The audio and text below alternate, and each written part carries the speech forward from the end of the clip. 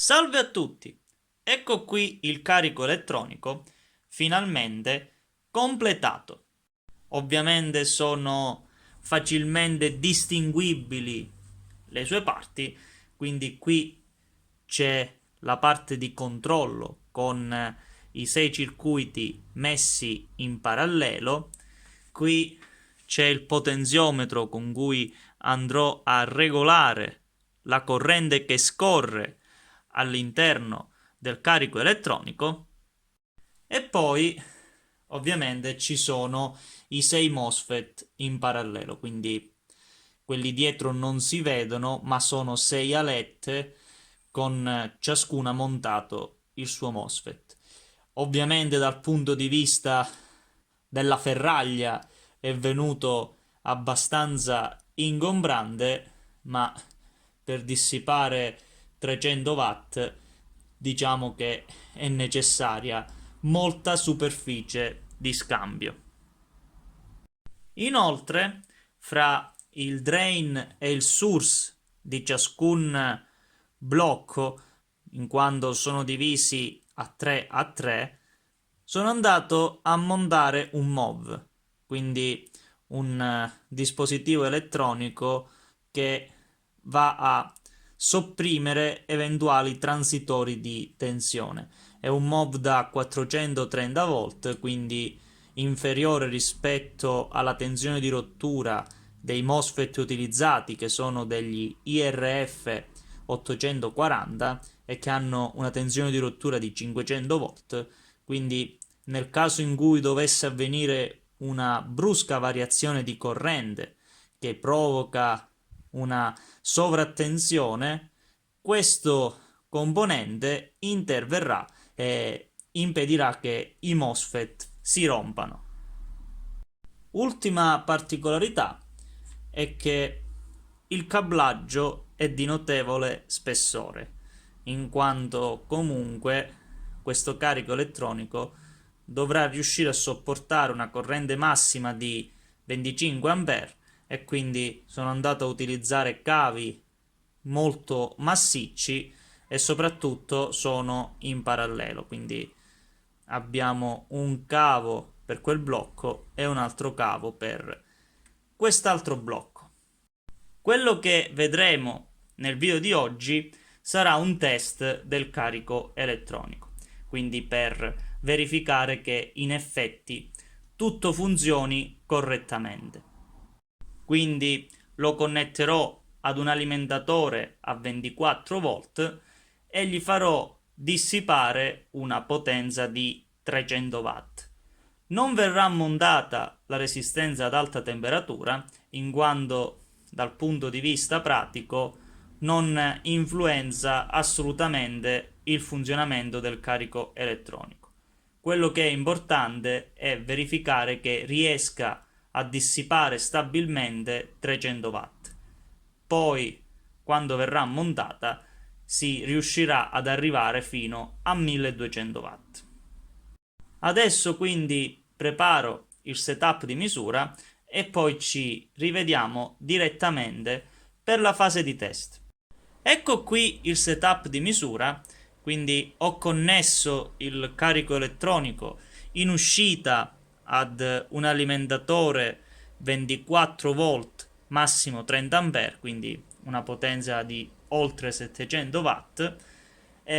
In serie all'ingresso ho inserito questo multimetro messo in modalità di amperometro in modo da misurare la corrente, mentre quest'altro multimetro viene messo sul set point, quindi la tensione che poi verrà impostata su ciascuno dei 6 circuiti in parallelo.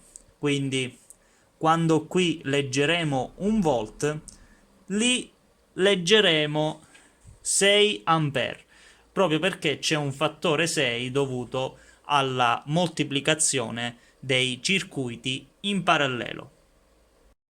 Quello che adesso andrò a fare sarà aumentare il valore di tensione di set point fino a raggiungere una corrente d'ingresso di 12 A, che corrisponde a una potenza di circa 300 watt.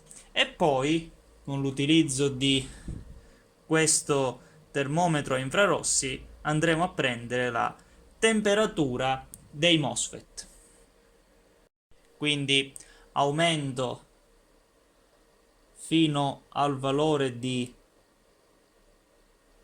12 ampere.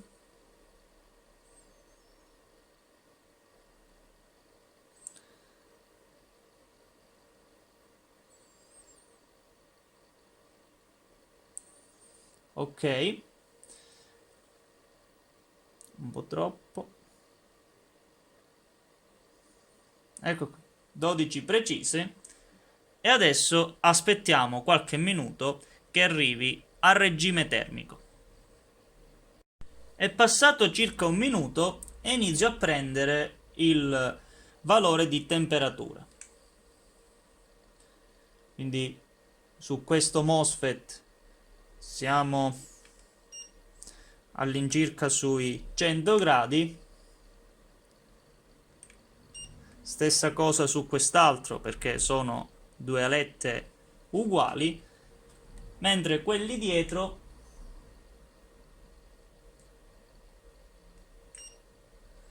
qui siamo a 84 gradi.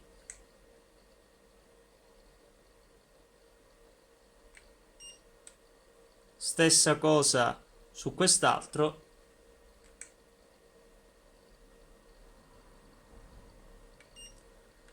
Anche questo è sui 92 gradi.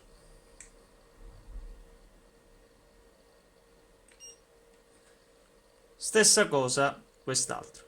Quindi, come si può vedere, la temperatura non è eccessiva, ma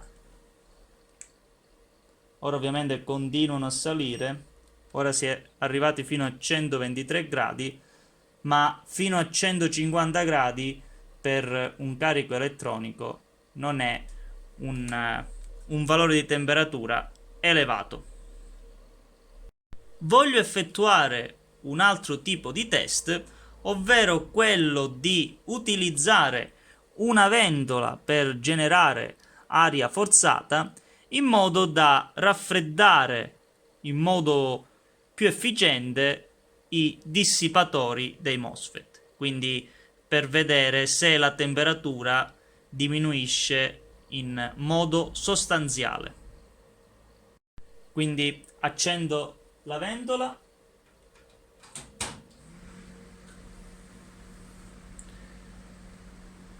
e riporto il valore della corrente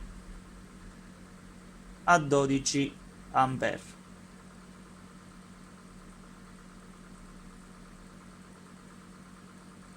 Ok, aspetto qualche minuto.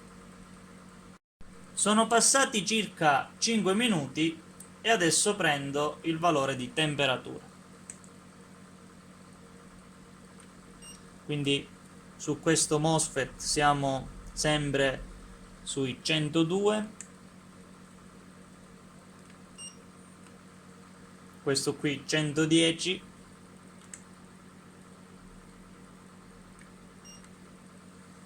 88,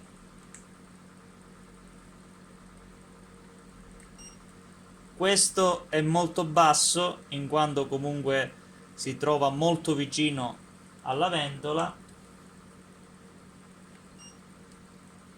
Stessa cosa per quello dietro.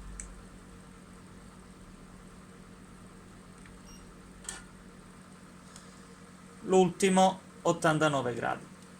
Comunque in generale sono valori davvero molto bassi, quindi le alette risultano sufficienti a dissipare questa quantità di calore. Poi ovviamente quando andrò ad utilizzare il carico elettronico lo userò sempre con la ventola in modo da mantenere la temperatura dei componenti abbastanza bassa. Molto bene, quindi come abbiamo visto il circuito funziona perfettamente e inoltre sembra essere anche abbastanza stabile, quindi non ci sono fenomeni di strani transitori o comunque fenomeni distruttivi. Come abbiamo potuto vedere, quindi, il carico elettronico funziona perfettamente e riesce a dissipare una potenza di 300 watt in modo stabile.